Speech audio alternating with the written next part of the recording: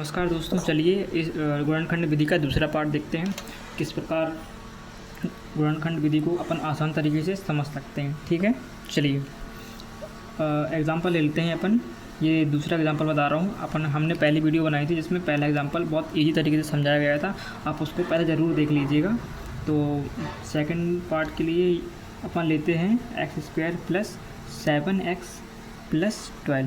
तो अब चलिए फिर से समझते हैं कि किस प्रकार गुणनखंड विधि फैक्टर को कैसे सॉल्व किया जाता है, कैसे समझा जाता है इजी स्टेप के माध्यम से। सबसे पहले क्या करते हैं, 12 को अपन x² से गुणा करते हैं, जो पहला पद होता है। ठीक है, तो यहाँ क्या हो जाता है, 12x² हो जाता है। ठीक है, अब ऐसी संख्या सोचते हैं जिसका गुणा करने पर 12x आना चाहिए और जोड़ें घटाएं तो 7x आना चाहिए।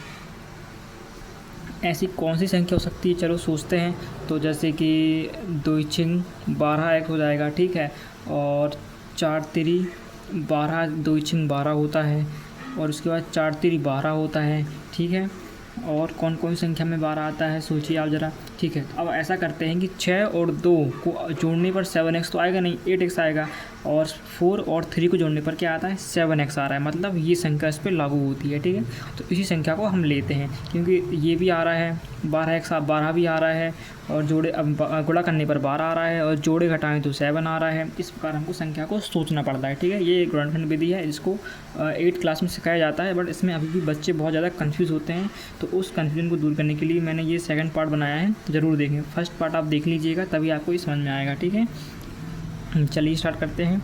तो ये अपन को क्या करना था, सबसे पहले एक मल्टीप्लाई करते हैं जिसमें 12 आए और जोड़े घटाएं तो 7x आए। ठीक है, तो 7x आ गया, जो अपन जोड़े घटा रहे हैं, जो 4x + 7 + 3x, तो 7x आ ही रहा है, और गुणा करने पर कितना आ रहा है, 12 आ रहा है। ठीक है, चलिए अब अपन करते हैं, आगे बढ़ते हैं अपन। x² प्लस ये आ जाएगा 4x + 3x + 12।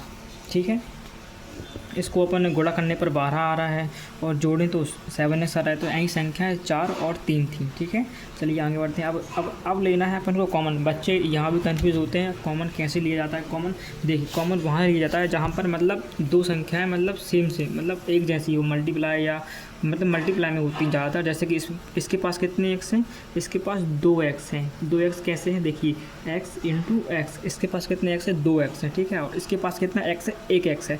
मतलब कि इनमें कॉमन आएगा क्योंकि ये बराबर संख्या है, एक सी संख्याएं हैं। ठीक है, ये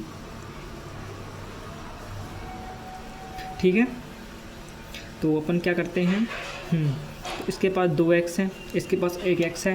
जब हम कॉमन निकालेंगे तो 1x यहाँ आ जाएगा। ठीक है, अब ब्रैकेट लगाएंगे, हम ब्रैकेट लगाना ना भूलें, ब्रैकेट लगाना बहुत ज़रूरी होता है, नहीं तो आपका मतलब गलत क्वेश्चन हो जाएगा। ठीक है, तो अब 1x हमने इन दोनों में से कॉमन लिया, तो यहाँ कितना, जब 1x यहाँ आ गया, दोनों में से कॉमन ले लिया। कॉमन लेना मतलब दो संख्याओं को एक बनाना। ठीक है, तो ये x दो संख्याएँ थी, ये एक चर संख्याएँ हैं। तो ठीक है, और ये 4x 3 12 ये अचर संख्याएँ होती हैं। ठीक है, तो हमने एक x ले लिया, तो अंदर क्या बचेगा, ब्रैकेट में बचेगा। अब 1x यहाँ से आ गया और 1x यहाँ से आ गया, हमने ले लिया, कॉमन ले लिया। ठीक है, तो यहाँ कितना बचेगा, एक ही x बचेगा क्योंकि इसके पास कितने 2x थे। ठीक है, प्लस लगा है तो प्लस लगाएंगे। अब यहाँ भी एक कॉमन ले लिया था अपन ने, तो एक ही x बचेगा। ठीक है, तो यहाँ केवल 4 बचेगा। ठीक है, अब ब्रैकेट क्लोज कर देते हैं। अब यहाँ प्लस है माइनस है, आपको देखने पड़ेगा, उसके हिसाब से आपको प्लस लगाना पड़ेगा, और अगर माइनस होगा तो माइनस लगाना पड़ेगा। अब ऐसी संख्या सोचते हैं जिसको मतलब गुणा करने पर, अब यहाँ से कॉमन क्या आएगा, तो अपन जानते हैं 3 × 4 होता है, तो 3 × 12 होता है। ठीक है, और या फिर 4 × 3, दो में मतलब दोनों में से कुछ भी कर सकते हैं। आना आपका 12 ही है। ठीक है, तो अभी इसको अपन तोड़ लेते हैं, इसको तोड़ लिया अपन 3 × 4 में तोड़ लिया। ठीक है, अब इसमें कॉमन क्या आ रहा है, इसमें कॉमन आ रहा है 3 कॉमन आ रहा है, क्योंकि यहाँ 3 मतलब समान संख्या दिख रही हैं आपको, ये 3 कॉमन आ रहा है। ठीक है, जब 3 कॉमन आ जाएगा तो अंदर क्या बचेगा, जब 3 यहाँ आ गया, एक 3 यहाँ आ गया, तो x बचेगा और 4 बचेगा। ठीक है, तो अपन लिख देते हैं x प्लस, अगर यहाँ प्लस होगा तो प्लस, माइनस होगा तो माइनस। ठीक है, x + 4। अब क्या करते हैं अपन, ये संख्या को और ये संख्या को अपन एक साथ लिख देते हैं। ठीक है, तो x + 3 हो जाएगा। ठीक है, x + 3 हो जाएगा और x + 4 हो जाएगा। ये इसके गुणनखंड है। अब इसको अपन इक्वल में जीरो, इसका पक्षांतर करते हैं तो इसको इक्वल में अपन को जीरो लेना पड़ेगा, क्योंकि एक समीकरण तरह है, यह है एक समीकरण है। इस किस प्रकार का समीकरण है, ये ax² + bx + c के रूप में होता है, इसलिए इक्वल में अपन जीरो लिखते हैं। ठीक है, हाँ आप समझ गए होंगे। अब इसका पक्षांतर करेंगे, एक्स प्लस 3 इक्वल टू 0 और एक्स प्लस 4 इक्वल टू 0 होता है, तो एक्स इक्वल टू -3 आएगा और x इक्वल टू -4 आएगा। ठीक है, ये इसके गुणनखंड हैं, इसके 2 आए हैं आंसर, x बराबर -3 और x बराबर -4। तो इस प्रकार इसको समझाया जाता है दोस्तों। इसको बहुत आसान तरीके से समझाया मैंने आप लोगों को। अगर समझ में ना आए तो आप दोबारा कमेंट करके पूछ सकते हैं कि समझ में नहीं आया है, मैं आपको और एग्जाम्पल दे के समझ सकता हूँ। चलिए वीडियो को यहीं समाप्त करते हैं। सब्सक्राइब करें, लाइक करें और हमारी वीडियो को ज़्यादा से ज़्यादा लोगों को शेयर करें ताकि बच्चों को पढ़ने में आसानी हो। Thank you.